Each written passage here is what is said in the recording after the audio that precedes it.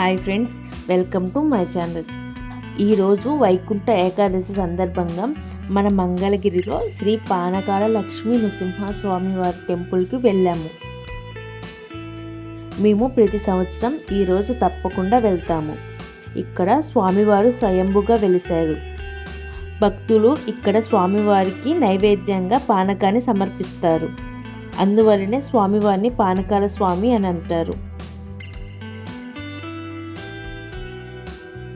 ఈ ఆలయ పరిసరాలలో ఒక్క ఈగ కూడా కనపడదు. ఇది కూడా స్వామివారి మహిమ వలనే అని భక్తులు నమ్ముతారు. ప్రత్యేకంగా ఈ వైకుంఠ ఏకాదశి రోజున ఇక్కడ స్వామివారిని ఉత్తర ద్వార దర్శనం చేసుకోవడంతో పాటు ఇక్కడ ఇచ్చే శంకుతీర్థం ఎంతో ప్రసిద్ధి చెందింది. ఈరోజు స్వామివారిని దర్శించుకోవడానికి ఎక్కడెక్కడో భక్తులు వస్తూ ఉంటారు. మాకైతే ఈరోజు దర్శనం చాలా బాగా జరిగింది.